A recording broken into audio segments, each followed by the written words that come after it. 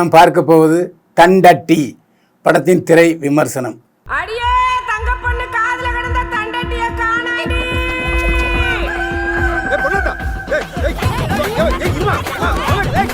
ஏய் பொண்ணடா.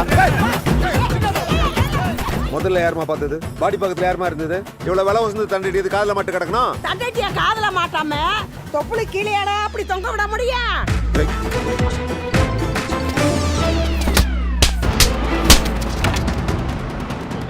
அவன் நான் கண்டுபிடிக்கணுமா? சென்னையில் உள்ளவர்களுக்கு தண்டட்டி என்றால் என்னவென்று தெரியாது. முதலில் தண்டட்டி என்ன என்பதை பற்றி சொல்லிடுறேன். தண்டட்டி என்றால் மூக்குத்தி, கம்மல் போன்று இது காதில் போடப்படுகிற ஒரு ஆபரணம். தண்டட்டி இப்படி ஒரு முக்கோண சைஸில் இருக்கும், குண்டாக இருக்கும். அது 40 வயசுக்கு மேற்பட்ட கிளவிகள் தான் போட்டிருப்பாங்க. அணிகிறவருடைய காது இவ்வளோ நீளம் தொங்கிட்டு இருக்கும். இது சில மாவட்டங்களில் பாம்படம் என்றும் சொல்வார்கள். இது இப்போது அணிகிற பழக்கம் நிறைய பேருக்கு இல்லை. மதுரை, தூத்துக்குடி, திருநெல்வேலி மாவட்டங்களில் ஒரு 5% குறைவான வயதான பெண்கள் இது அணிந்திருக்கிறார்கள். சரி, விஷயத்துக்கு வருவோம். தண்டட்டி படத்தில் ரோகிணி, பசுபதி, விவேக் பிரசன்னா, அம்மு அபிராமி, ராம் மற்றும் பலர் நடித்திருக்கிறார்கள். சுந்தரமூர்த்தி இசையமைத்திருக்கிறார். மகேஷ் முத்துசாமி ஒளிப்பதிவு செய்திருக்கிறார். ராம் சங்கையா கதை, திரைக்கதை, வசனம் எழுதி இயக்கியிருக்கிறார். மகேஷ்குமார் தயாரித்திருக்கிறார்.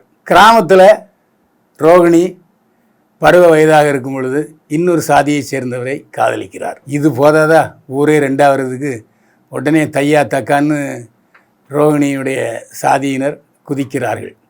குதித்ததோடு மட்டும் இல்லையா, அந்த காதலிச்சவனை அடித்து கிணத்துல தூக்கி போட்டுறாங்க. செத்து போயிட்டான் அப்படின்னு நினச்சி போயிடுறாங்க. ஆனால் விதிவசமாக ரோகிணியினுடைய காதலன் பிழைத்து கொள்கிறார். ஆனால் ரோகிணி 2வது திருமணம் பெற்றோருடைய வற்புறுத்தலின் பேரில் செய்து கொள்கிறார். அவருக்கு 3 பொம்பளை பசங்க, ஒரு ஆம்பளை பையன். அவருக்கு வயதாகி விடுகிறது. கணவனும் இறந்து விடுகிறார். 3 மகள்களும் ஒரு பையனும் எப்படி அம்மா கிட்ட இருக்க சொத்தை பிடுங்கலாம்ங்கிறதான் அவங்களுக்கு ஒரு நோக்கமாக இருந்து வருகிறது. அந்த சூழ்நிலையில் 3 மகள்களும் சொத்தை எழுதி வாங்கிறாளுக, வீட்டை எழுதி வாங்கிறாளுக, வண்டி மாட்டை எழுதி வாங்கிறாளுக. கடைசியில் அவற்றை மீதி இருக்கிறது என்னென்னா, ரோகிணிகிட்ட ஒரே 2 பாம்படம் மட்டும் இருக்குது. அது கிட்டத்தட்ட 2 லட்ச ரூபா போகும் அப்படின்னு கணக்கெடுக்கிறார்கள். இந்த பாம்படத்தை எப்படியாவது கபலீகரம் செய்ய வேண்டும் என்று நினைக்கிறார்கள் 3 மகளும், பையன் பிரசன்னாவும். திடீர்னு மண்டை போட்டுறாரு ரோகிணி. அன்றைக்கி ராத்திரி எல்லா சடங்குகளும் செய்வாங்க இல்லையா, ஊருக்கு உறவினர்கள் எல்லோரும் வந்துக்கிட்டு இருக்காங்க, ஒப்பாரி வச்சுக்கிட்டு இருக்காங்க. இந்த சமயத்தில் தண்டட்டி காணாமல் போகிறது. அந்த செத்துப்போன ரோகிணி காதில் இருந்து 2 தண்டட்டி காணாமல் போகுது. உடனே அந்த ரோகிணியினுடைய பேரன் ஒருத்தன் போய் சைக்கிளில் போய், ஒரு மோட்டர் சைக்கிளில் போய் சொல்கிறான். பக்கத்து போலீஸ் ஸ்டேஷனில் பசுபதி போலீஸ்காரராக பணிபுரிந்து வருகிறார். அவர் கொஞ்சம் துடுக்கையான பெருவழி, அதாவது நேர்மையாக நடக்கணும், போலீஸ்காரங்க கடமை செய்யணும்னு நினைக்கிற ஆள் பசுபதி. ஆனால் காவல் நிலையத்தில் அது முடியுமா? எல்லாம் காசு வாங்குறவங்க, மேலதிகாரிகள்கிட்ட அட்ஜஸ்ட் பண்ணி போகிறவங்க, எதுக்கு நமக்கு வம்பு, விலகி போவோம் அப்படின்னு நினைக்கிறவங்க தான் இப்போ போலீஸ்காரங்களாக இருக்காங்க. இதனால் மேலதிகாரிகள்கிட்ட அடிக்கடி இவர் ரிமார்க் வாங்குவார். ஏன் இந்த வேலை செய்கிற நீங்கள் வேலை செய்திரியாதா அப்படின்னு கண்ணாபின்னான்னு திட்டுவாங்க பசுபதியை. இந்த சூழ்நிலையில் அந்த பையன் சொல்கிறான். சொன்ன உடனே அவங்க கூட மோட்டர் சைக்கிளில் வராரு பசுபதி ரோகிணி வீட்டுக்கு. அங்கே எல்லோரும் ஒப்பாரி அடிச்சிட்டு இருக்காங்க. நம்ம நைட்டில் காணாமல் போகுதுன்னு சொல்கிறாங்க. உடனே யார் மேலே சந்தேகம் இருக்குது அப்படின்ட்டு பார்க்குறாங்க. மருமக மேலே சந்தேகம் வருது. மகன் விவேக் பிரசன்னா இல்லாத இல்லை, சண்டை மாறுதாமன். எப்போ பார்த்தாலும் அந்த தண்டட்டி பிரச்சனைக்காகவே அம்மாட்ட குடிச்சிட்டு வந்து சண்டை போடுவான். 24 மணி நேரம் தண்ணி குடிக்கிறானோ இல்லையோ மது குடிப்பான். ஒரே அலப்புற, வெட்டிடுவேன், குத்திடுவேன், என் அம்மா தண்டட்டியை திருண்டவனை கண்டுபிடி அப்படின்னு பசுபதியே பிடிச்சி விரட்டுவார்.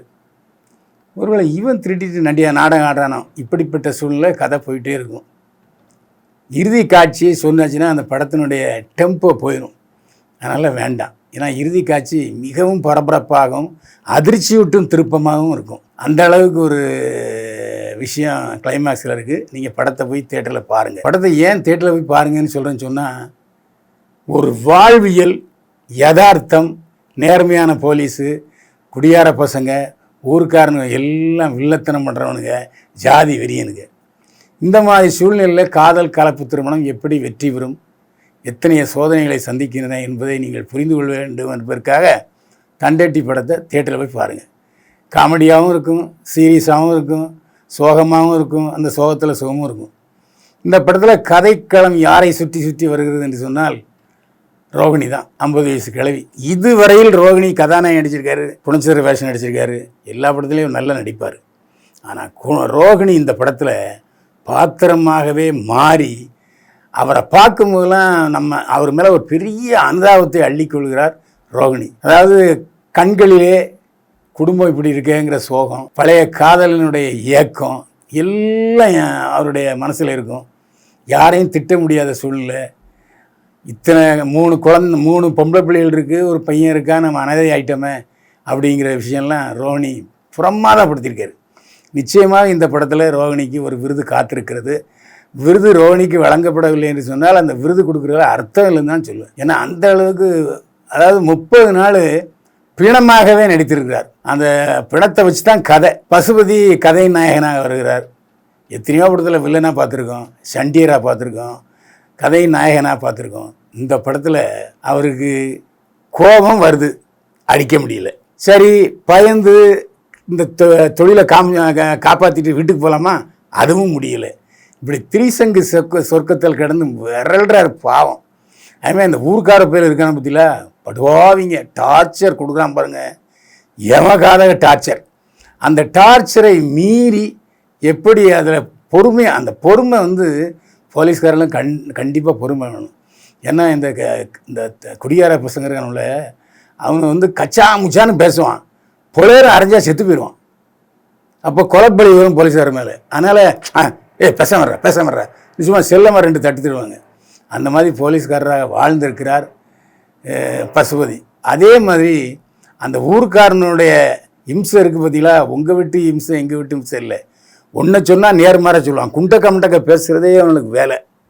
இதில் ஒரு சொந்தக்காரன் சொல்லிவிட்டு, எனக்கு காலையிலேருந்து காப்பி தண்ணி குடிக்கிறதில்ல கரல, எனக்கு காலையிலேருந்து காப்பி தண்ணி தரலன்னு ஒரே டார்ச்சர். இப்படி படம் முழுக்க சோகமாகவும் சோகத்தில் சுகமாகவும் காமெடியும் கலந்த ஒரு படம்.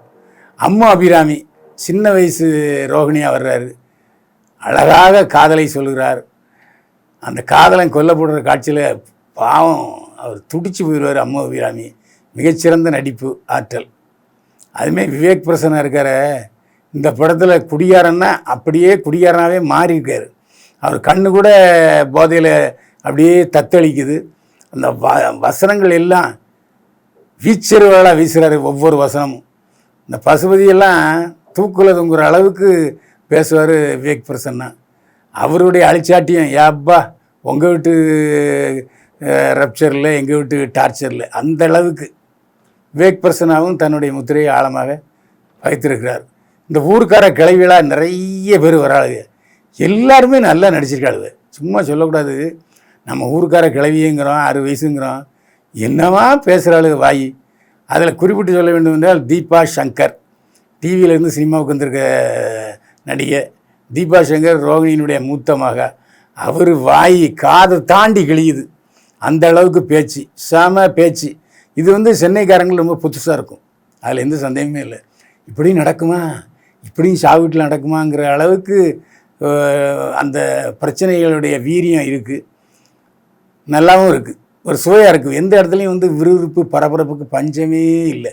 4 கேரக்டரை வச்சு தான் கதை சொல்லியிருக்கார் ராம்சங்கா, பின்னி படம் எடுத்திருக்கார்.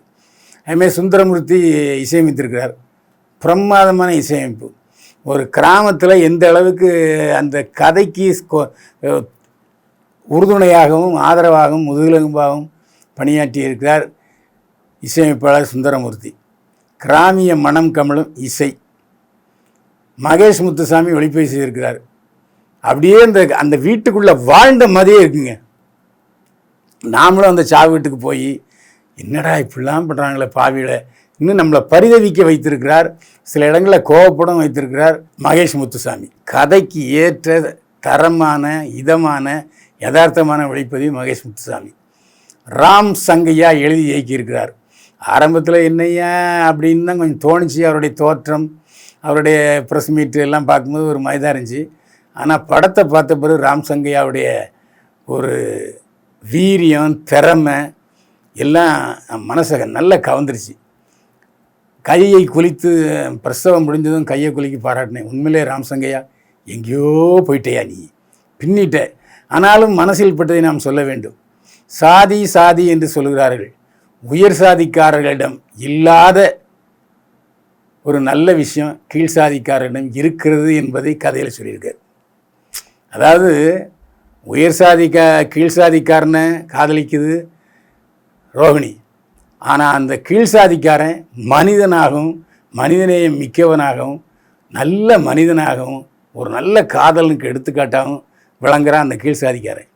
ஆனால் அதே சமயத்தில் காதலன் இறந்துட்டான்னு சொல்லிவிட்டு மேல் சாதியை சேர்ந்த காதலியை இன்னொருவனுக்கு திருமணம் செய்து வைத்து, அந்த திருமணம் செய்து வைத்த பிறகு அந்த 3 மகளும் உயர் சாதியை சேர்ந்த 3 மகளும் அந்த